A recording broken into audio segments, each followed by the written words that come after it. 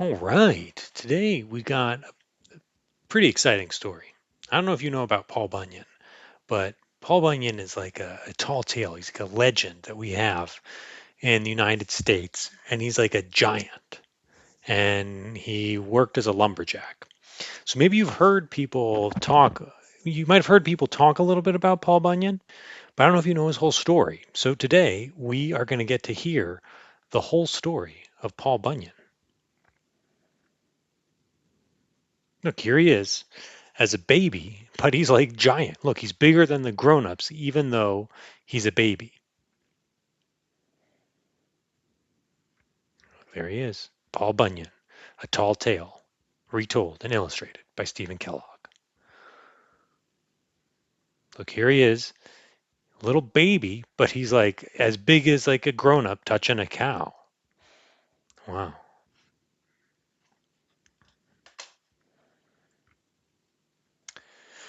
Paul Bunyan was the largest, smartest, and strongest baby ever born in the state of Maine. Even before he learned to talk, Paul showed an interest in the family logging business.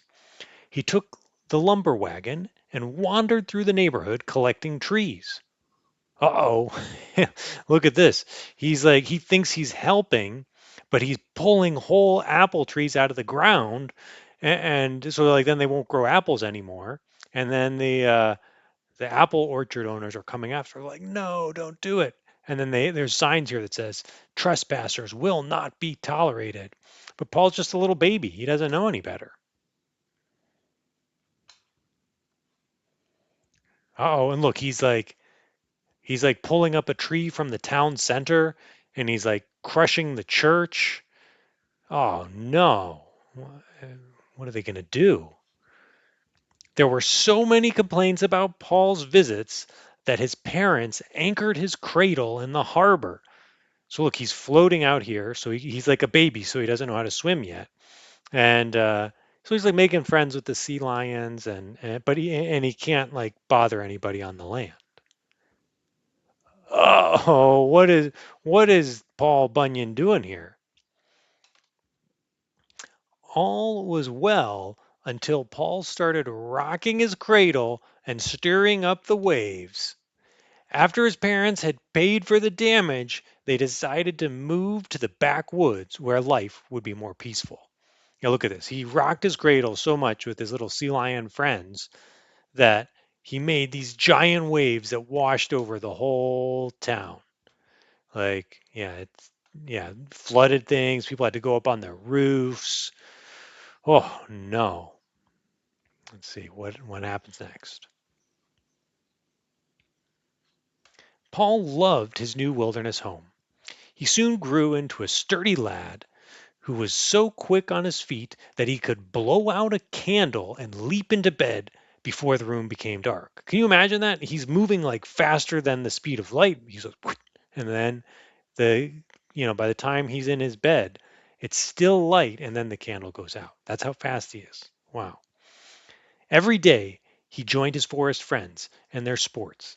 He raced with the deer and wrestled with the grizzlies. Look, here he is like racing deers, and like he's wrestling with the grizzlies, but he's not. It's not like mean. They're not fighting. They're having a fun time. Look, the bear's smiling. His mom and his like little brother bears are watching. Everybody's just having a fun time. That's just how bears play. One morning, one morning, Paul awoke to find the whole world under a blanket of blue snow. He heard a moan from inside a snowdrift, and there he found a shivering ox calf. Paul adopted him and named him Babe. Look at that little cute baby ox. So nice that Paul's saving him from the cold snow. Both Paul and Babe began growing at an astonishing rate, but the ox never lost the color of the snow from which he'd been rescued. As the years passed, the two of them proved to be extremely helpful to the family business. Look, here's like the wagon. It says Peter Bunyan and Son. So Peter must be the name of his dad, and here's Paul helping his dad. And Babe is like carrying lunch baskets for everybody, and it's nice.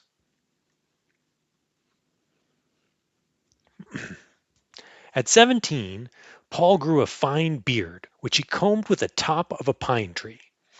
By the time other settlers were beginning to crowd into the Maine woods, Paul felt the urge to move on. He said goodbye to his parents and headed west. Look at this. Isn't this pretty cool? He's combing his beard with a tree. That's how big he is. He could like go and break like an entire pine tree and then use it as a comb for his beard. But look, here's all these other new people and they're moving into the woods. So then it's like getting too crowded for Paul. What's he going to do?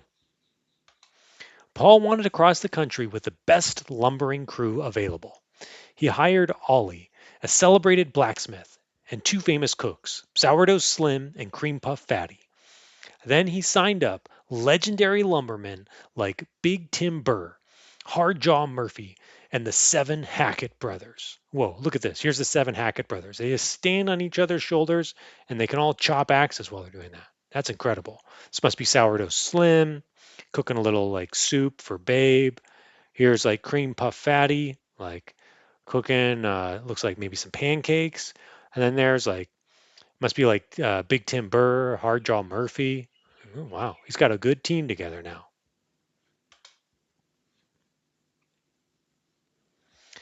Paul put the camp buildings on wheels so that Babe could haul them from one forest to another. As soon as he had cleared the land, pioneers moved in and set up farms and villages. So he's like making room so everybody can build like little towns. That's nice. Oh, look at that giant horn, and it looks like there's like they're eating some watermelons, and everybody looks so happy.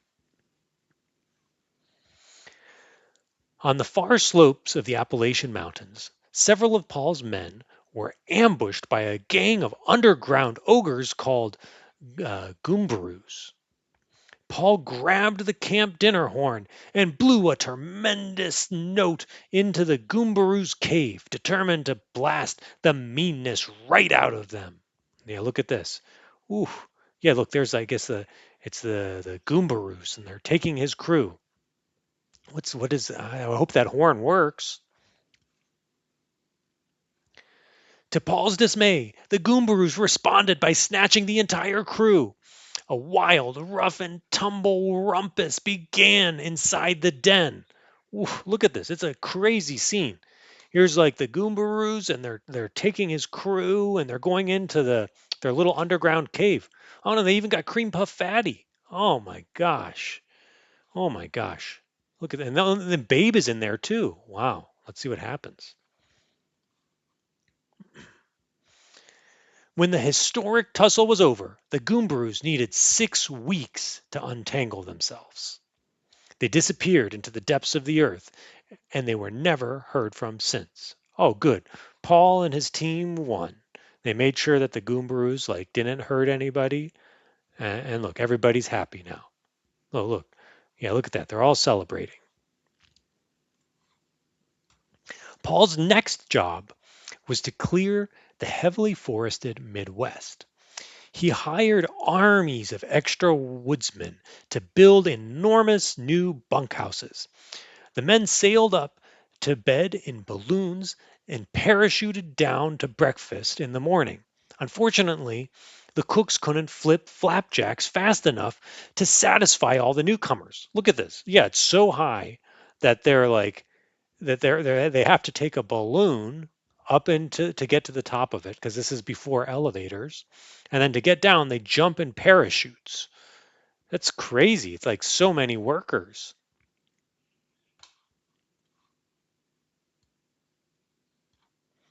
To solve the muddle, Paul built a colossal flapjack griddle.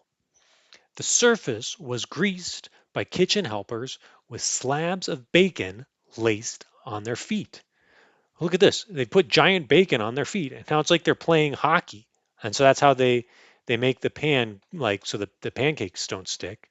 And oh look, yeah, down here, this is how they heat it. It's like so big they have to put whole like trees into the fire to make it hot. And then what do we have up here? Let's look over here. Yeah, like here's the guys parachuting down, and then this is like I'm looking. Let me. This is like the flapjack flour, and so they're like they're mixing it all up there, but then it's like they're playing hockey on top of that using the bacon like ice skates. Wow, that's pretty crazy.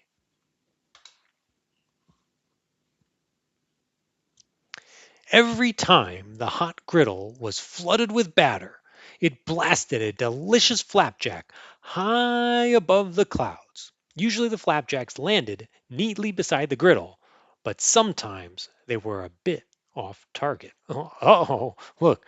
Yeah, here they are, like boop, boop, boop, and they're going right where they need to be. But then, this one landed on top of a buffalo, and then this one's on top of the roof.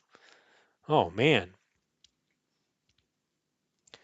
Paul took a few days Paul took a few days off to dig the St. Lawrence River and the Great Lakes so that barges of Vermont maple syrup could be brought to camp. Whoa, he's so big that he could dig a river and then also the Great Lakes, all so that his men could have syrup. Wow, they're committed to eating pancakes, huh?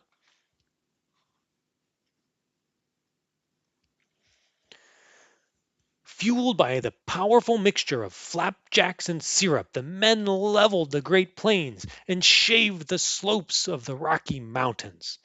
They probably would have sawed the peaks themselves into logs if the blizzard hadn't suddenly buried the entire mountain range. Wow, so they're chopping down all the trees to make lumber, and then whew, here comes a storm.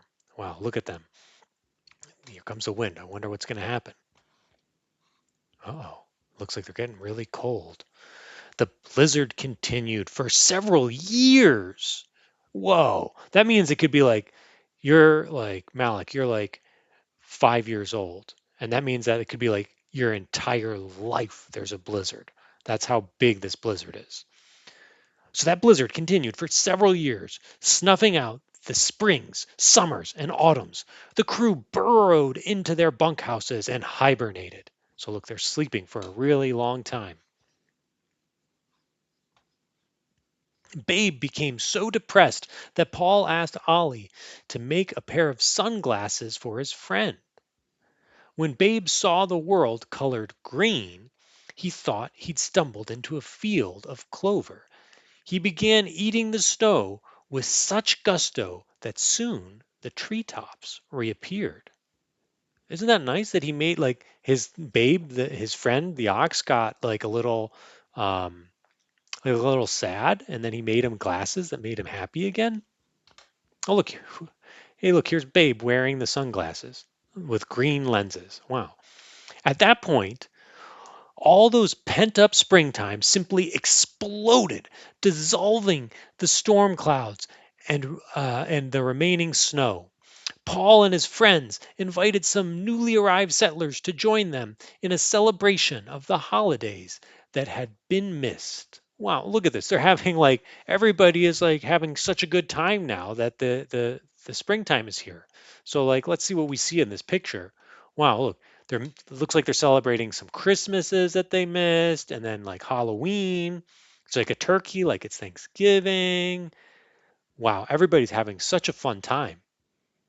What do you see in this picture? Yeah, look at this. Wow. What this looks like such a fun time.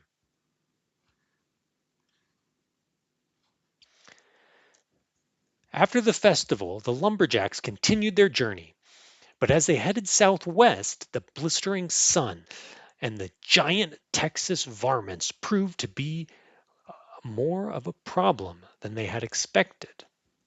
Travel became so difficult that some of the men began to speak longingly of being buried by the blizzard or bear hugged by the goombaroo.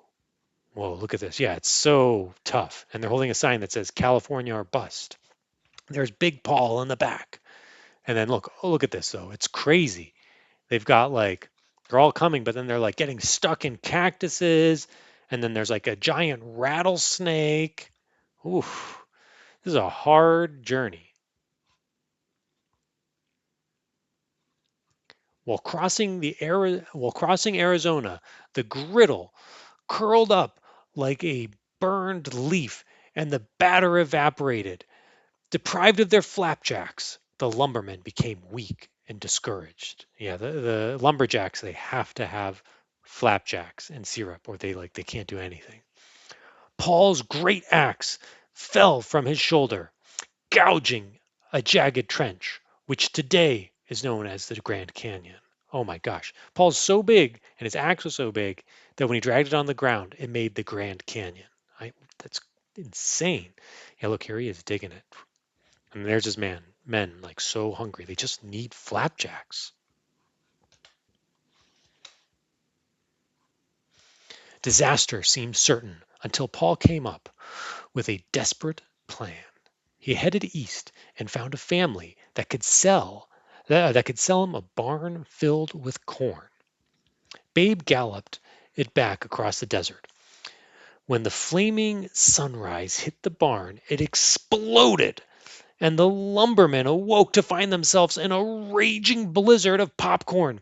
Dizzy with joy, they pulled on their mittens and began blasting each other with popcorn balls. Oh my gosh! Yeah, the sun got so hot that like all the corn went and turned into popcorn. Can you believe it? Oh yeah, look at this. Yeah, now there they are. Now they can eat all the popcorn they want. A westerly wind kept the cooling clouds of popcorn swirling around Paul and his crew until they crossed California and reached the Pacific Ocean. Oh yeah, look at this. So they blew in on that cloud of popcorn that they could eat and like sustain themselves. Look, Paul's so big he's picking up a whale. There's Babe with his green glasses. That's nice. Paul Bunyan and Babe head north toward Alaska.